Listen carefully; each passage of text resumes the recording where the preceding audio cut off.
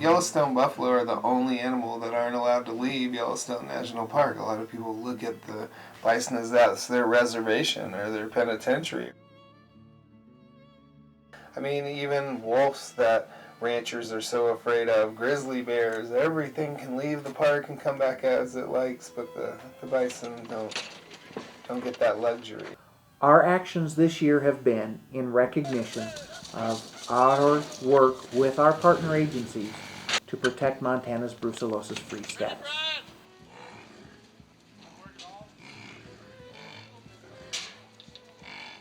Brucellosis can cause a cow to abort its calf.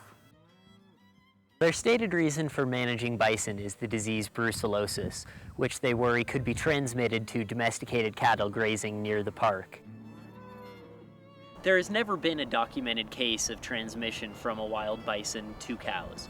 It hasn't happened.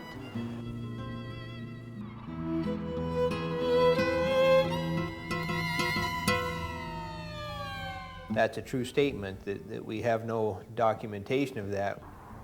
You know, the greater Yellowstone area bison it's never been documented that they've transmitted the bacteria to cattle in the area.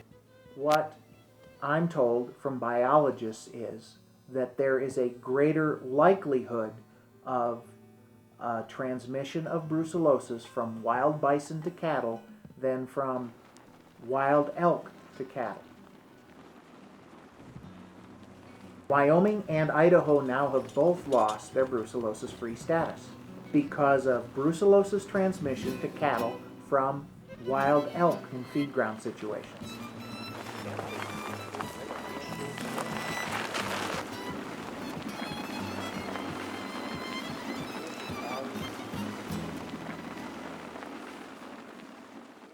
This management plan is solely for the Yellowstone bison herd. It doesn't mention elk, it doesn't mention, moose, deer, all the other animals that carry the disease as well. It's solely a bison management plan for eliminating brucellosis in the ecosystem. So where's the logic in that statement?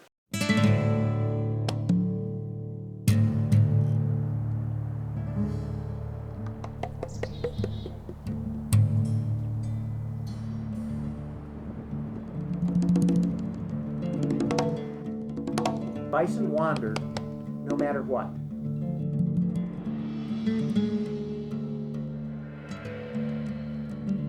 They are, by definition, nomadic beasts. Bison also are always looking for food. They will wander looking for more food or food that's easier to get.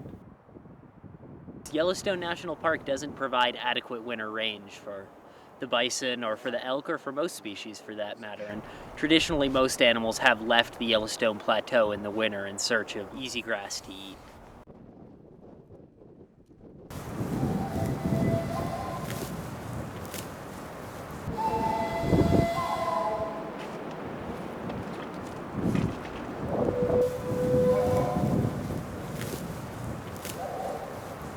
As part of the management plan, Yellowstone has agreed to maintain the northern border and not let bison wander outside of there onto their immediate neighbor to the north, the Royal Teton Ranch, which is owned by a religious group, the Church Universal Triumphant.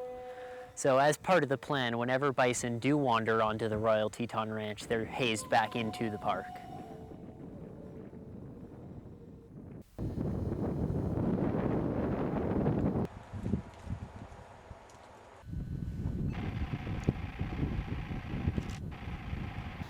Our first effort always is to haze those bison away from cattle, off the private lands, back into the park. Sometimes we just get to the point where we're unsuccessful at hazing animals very far back into the park. The only thing we can do at that point is to herd them into our capture facility.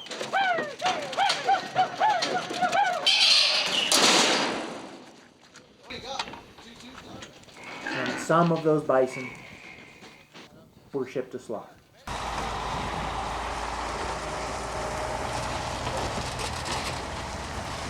But we try to have a light hand, not the heavy hand we did 100 years ago.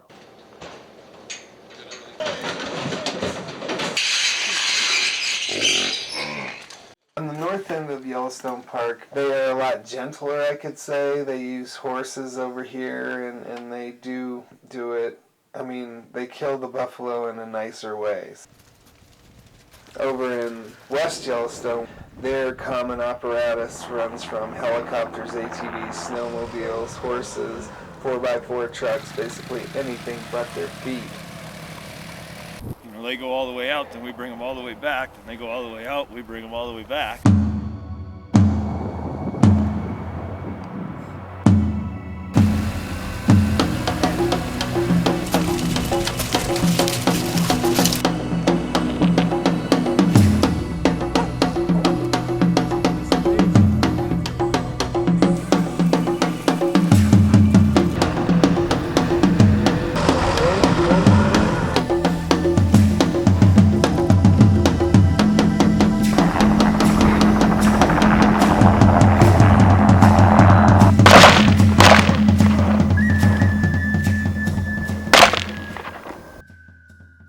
When you see how they treat these animals and what's happening to them, you'll want change as well.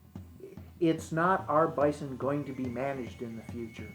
It's how are bison going to be managed in the future, and can we, as a collective group, come up with a better means to do so.